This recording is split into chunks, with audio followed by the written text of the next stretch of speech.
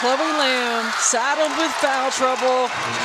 By her number standards, struggled from the floor tonight, hadn't had much of an opportunity.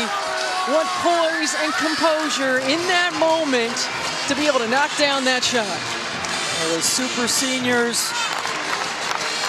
trying to get South Dakota to its first Elite Eight. Michigan's never been that deep in the tournament either. But South Dakota had not even won an NCAA tournament game until this season. And again, you have the experience of a ball club like South Dakota, who have won a lot of games, who have challenged themselves for years in non-conference scheduling, and who have 3 super seniors who stay poised in moments. You know, this is not I come in with my eyes wide open. This is a team that expects to be here, that expects to win. And boy, they've made plays when they've needed to down the stretch. And there you see the reset.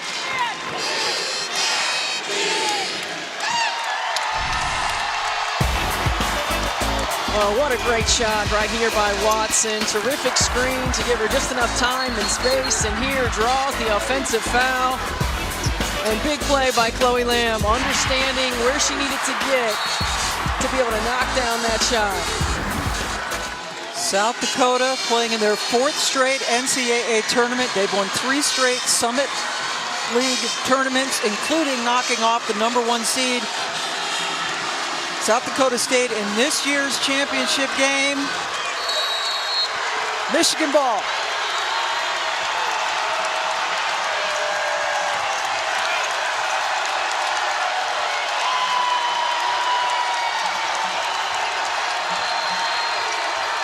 Brown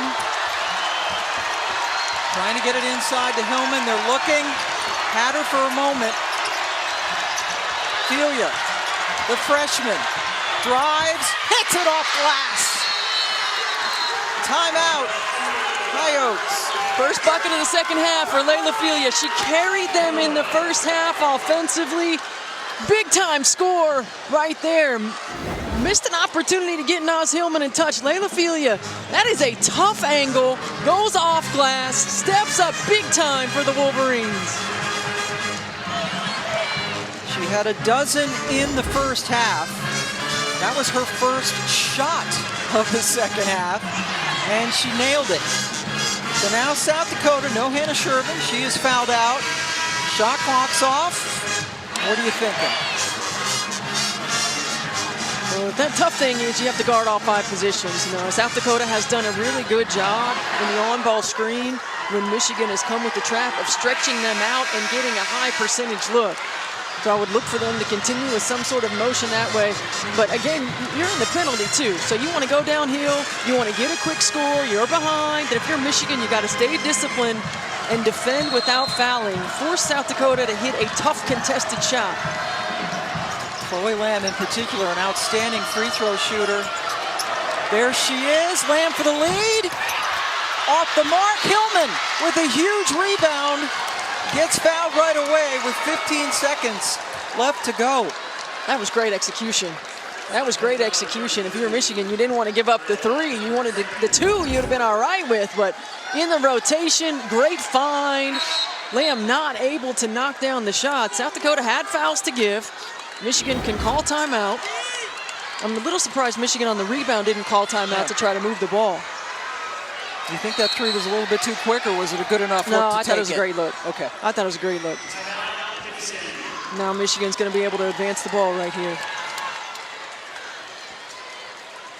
And this place went from super loud to super quiet, just like that. Again, we're about 400 miles from South Dakota's campus, and there's the all-important reset, the possession arrow in favor of Michigan.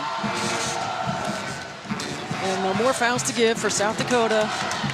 You look at timeouts. Kim Barnes-Arico, you're talking about how to get the ball inbounds and making sure that whoever's inbounding the ball knows you have a timeout. If you're South Dakota, you want to try to get a quick 5-second call right here. The ball gets in, you got to foul right away. Michigan fans wildly outnumbered here. There are the so-called bad free throw shooters on the floor, and they're not bad at all.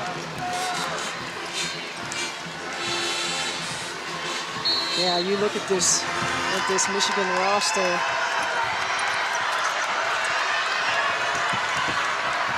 A little keep away, and then Brown is fouled by Kroll. Brown, an 82% free throw shooter. And that's the thing, across the board, Michigan, a very good free throw shooting team.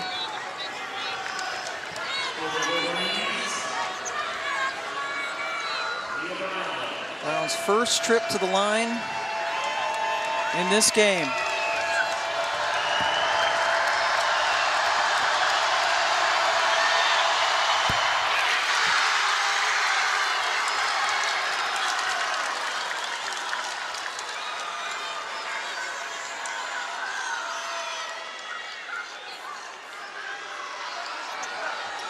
Brown might have some blood on her face.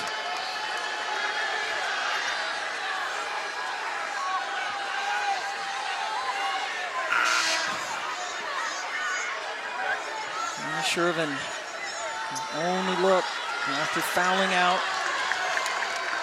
17 points, matching Hillman on the other side. And now it's a 2-possession game. Brown coolly hits both free throws. South Dakota with the timeout. Take a look at today's Capital One rewarding performance. Big bucket from the freshman Layla Filia. Well, she was terrific in the first half, really carried Michigan offensively, knocked down a couple of threes, was aggressive to the rim, got out in transition, and right here, this bucket, none bigger on her young career than that one.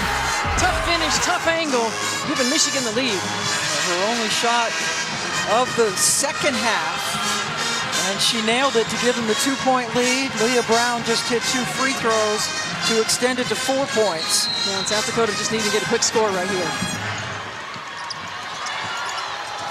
Here's Kroll.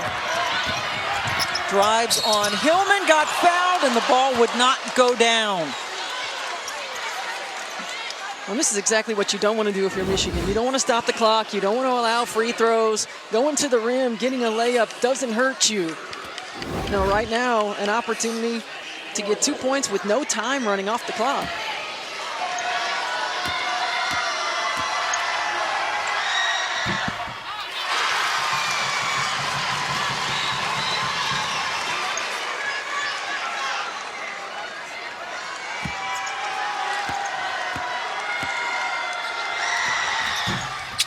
Missed it. Rebound off of... And they called it South Dakota ball on the floor, so they're going to go look at it. Just to make sure.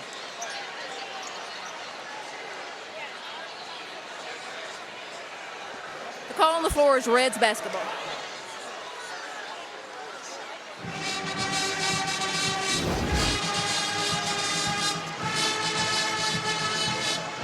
On the floor, it was that Maddie Nolan came through and hit it out of the hand of Watson. Ooh, it looks like maybe Watson's hand got it at the end from that angle. It was tough from the first angle. Seeing it from this angle, it has to be clear and conclusive. Yeah.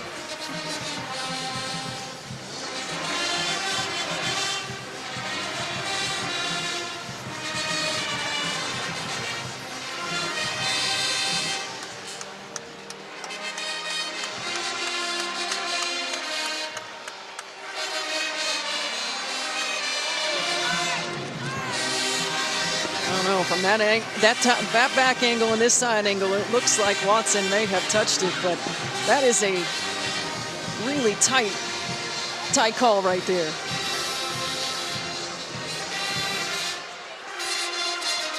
And as you mentioned, there has to be enough evidence to overturn it.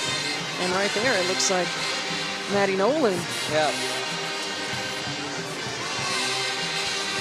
Looks looks like Nolan's fingertips from that angle. Sure does. That angle should save the Coyotes.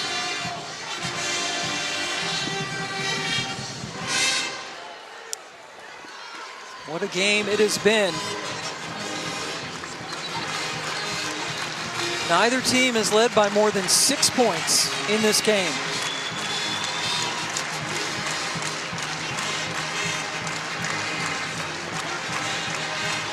Winner will play Louisville in this building on Monday night. Call on the floor stands, Reds ball. Good job by the officials, certainly not enough to overturn it. So now here we go. Need a three. They need a three. Well, they've got lots of players on the floor who can hit it. Execution, and again, offensively, South Dakota does such a good job of finding the open player. Lamb is their best three-point shooter.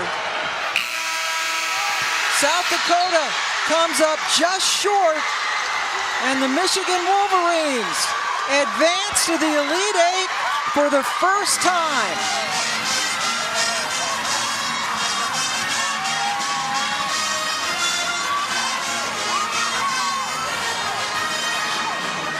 Kim Barnes-Arico's club will take on Louisville, a team that beat them soundly by 22 points in Louisville in early December. But Naz Hillman, another terrific performance, 17 points and 10 rebounds. And you can't say enough about, especially the super seniors for South Dakota. They all came back for a chance in the NCAAW tournament, got a couple of wins, and came up just short. Well, what an outstanding season and career for these super seniors for South Dakota. They have done many things that this program hadn't done before, left their legacy, left their mark, no question about it. You see Hannah Shervin right there. Just an outstanding tournament and performance. Kim Barnes-Arico says that Naz Hillman is generational and transformational, not just as a player, but as a person. So a big hug for her superstar. Dawn Plitzer-White and her South Dakota Coyotes lose for only the 6th time this season.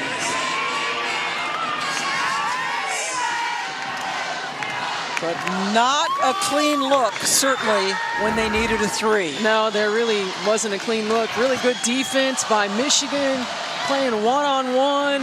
Might have had one on that backside in the fade, but not quite. I mean, that's just locked in, disciplined defense by Michigan, making things difficult. Watson not able to get a clean look. Yeah, Lamb would have been a preferential choice, but she was blanketed, and the Maize and Blue get to take on the Cardinals again. And we will see you back here on Monday night. Here's Christy with Naz Hillman.